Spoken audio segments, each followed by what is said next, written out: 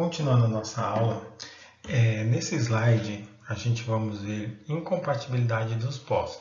Então o que acontece? Por mais que ele seja forma farmacêutica em pó, esses pós eles podem apresentar incompatibilidade. Como você fazendo a mistura de um pó com outro, você pode fazer uma explosão. Você misturando um pó com outro, ao misturar os dois, eles começam a ficar líquido, começa a fazer. Então, existem vários processos que podem levar a essa incompatibilidade de pós. Tá? Uma dessas incompatibilidades de pó se chama-se mistura eutéticas. O que são essas misturas eutéticas? São misturas que são misturas que, em temperatura ambiente, o ponto de fusão da mistura é menor do que as dos dois pós, isoladamente, podendo liquefazer-se ou tornar uma pasta. Então, por exemplo, aqui eu coloquei uns exemplos de misturas que podem fazer esse efeito eutético.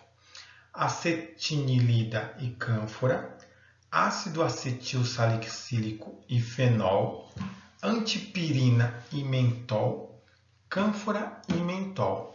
Então, um exemplo, quando você mistura a cânfora e o mentol, a cânfora é uns cristalzinhos e o mentol é um pó já mais grosso. Quando você mistura a cânfora e o mentol, suponhamos que esse vermelho seja o mentol. Esse preto é a cânfora. São dois pós. Quando você mistura um com o outro, o que eles fazem? Eles viram um líquido pastoso. Então imagine, você vai fazer alguma coisa com esses dois pós, você acaba misturando um no outro, ele vai virar um líquido. Não é isso que você quer. Mas existem produtos que você tem que colocar nesse pó para que eles não virem esse líquido, tá? Podendo assim minimizar esse efeito. Que nem eu coloquei aqui para vocês, o que vocês poderiam fazer no caso dessa mistura de cânfora e mentol? Vocês poderiam colocar óxido de magnésio, porque o óxido de magnésio vai absorver esse líquido, voltando a fazer ele pó. Você poderia colocar, no caso aqui é fosfato tricálcio, tá? Que também faria isso. Vocês poderiam colocar gel de sílica, é um gelzinho que você coloca para absorver água também. Que às vezes vocês encontram até muitos em produtos quando você vai fazer uma cápsula ou pega uma cápsula, tem tipo um papelzinho escrito sílica. É aquilo, ela serve para absorver a água, tá? Então você também poderia usar talco, amido, lactose. Então, o que é uma incompatibilidade dos pós? Mistura eutética. É quando você tem um pó insolúvel no outro, aquele pó, ao se misturar, ou ele vai transformar em líquido, ou ele vai virar uma pasta. O que eu vou tentar fazer para vocês? Eu vou tentar mandar um vídeo do cânfora e mentol, para vocês terem uma ideia o que seria essa mistura eutética.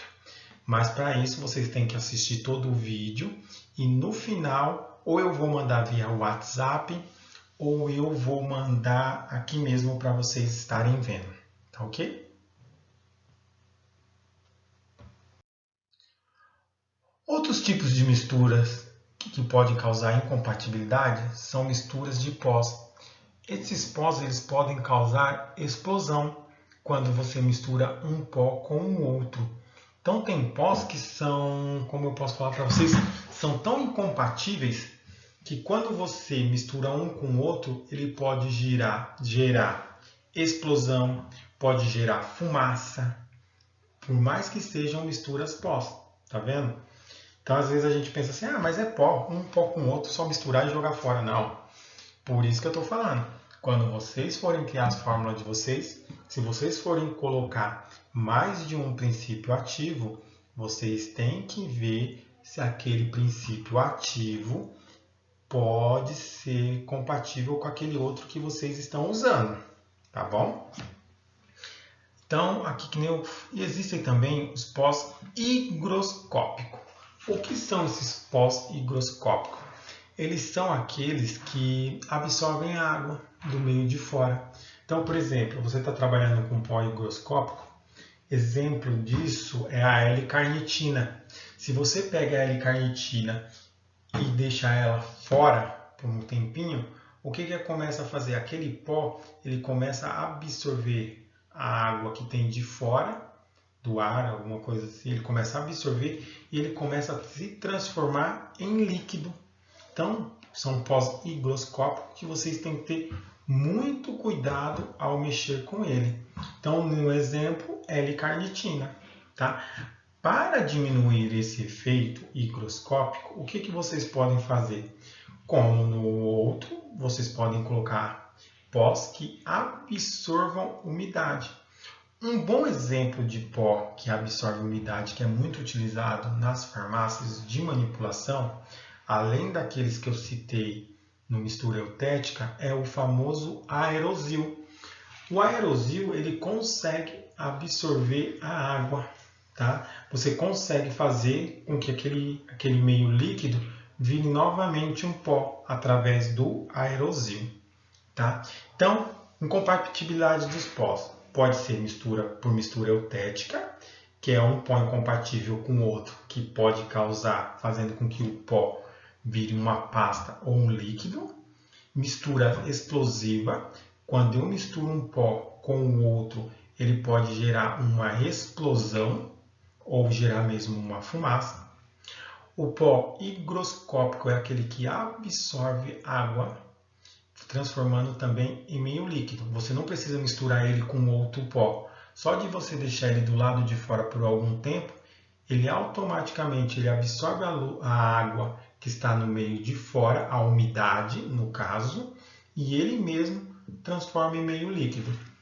Então, se eu perguntar na prova, quais são as incompatibilidades dos pós? Mistura eutética, quando você mistura um pó com o outro que é incompatível, ele pode virar uma massa pastosa ou líquido. Mistura explosiva, quando eu misturo um pó com outro, pode causar uma explosão. Já o pó higroscópico, eu não preciso fazer uma mistura de um pó com outro. Ele automaticamente, ficando do lado de fora, ele vai absorver a umidade do meio de fora, transformando assim esse pó em um meio líquido. Tá ok?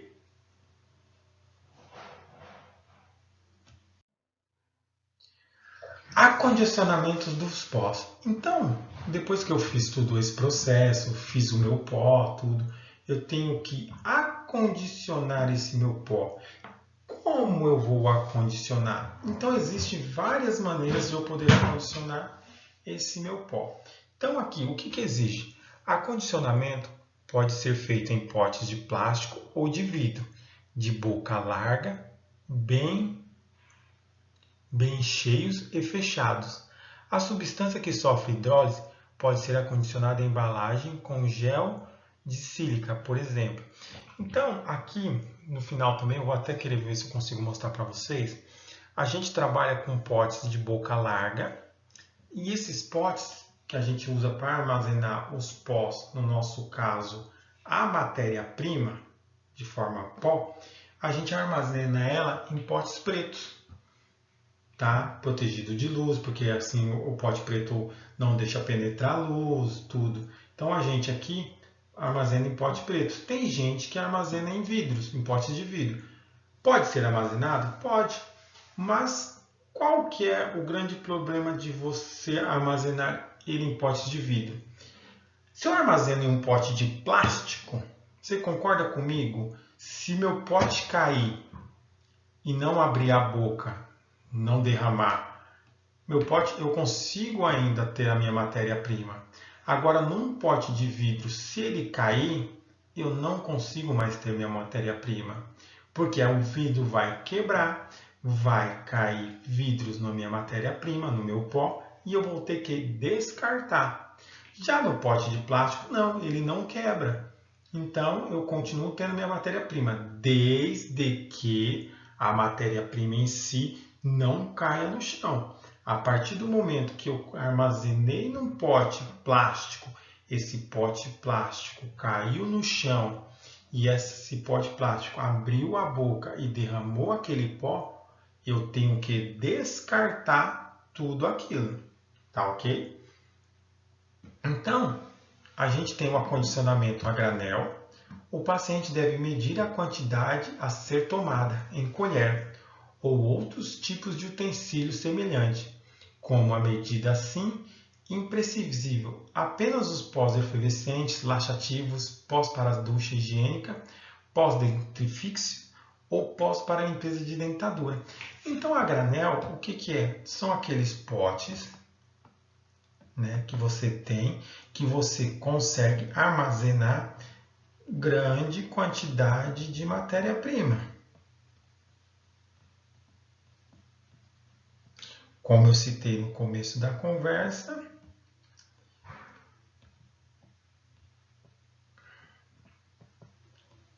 colágeno.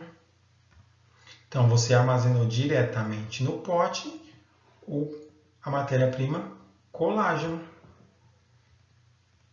onde a pessoa vai pegar ou usar uma colher para tirar as 5 gramas, exemplo, de colágeno ou mais, tá?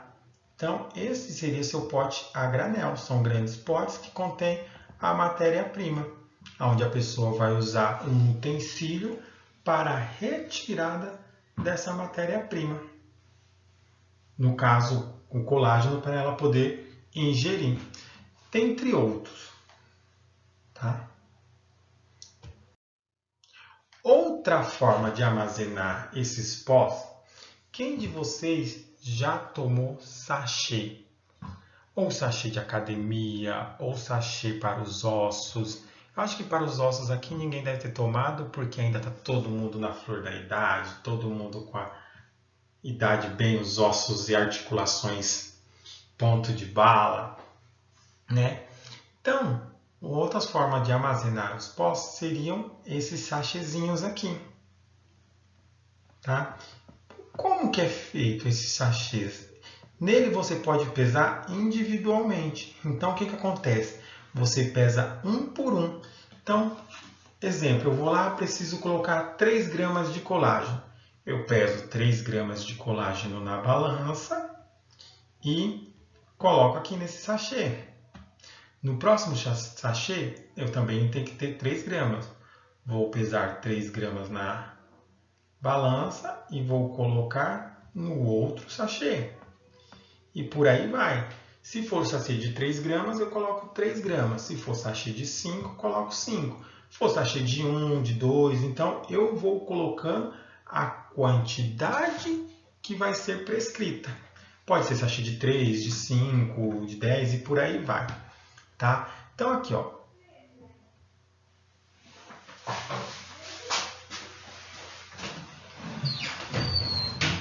Oi.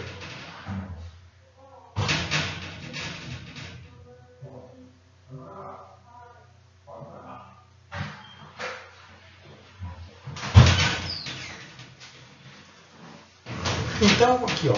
Papéis medicamentosos ou sachê. Sachê ou papéis medicamentosos, esta forma de dispensação ocorre para substância não higroscópica. Lembrando, substância não higroscópica, tá? Apresenta doses individuais, facilitando a utilização pelo paciente. Como eu falei, individuais você vai pesar um de cada vez. Por quê? Assim o paciente vai ter facilidade para tomar e ele vai saber que está tomando a dose correta. Diferente quando você tem um a granel, que a pessoa, você vai lá e fala, tomar 5 gramas. 5 gramas é igual a uma colher de chá.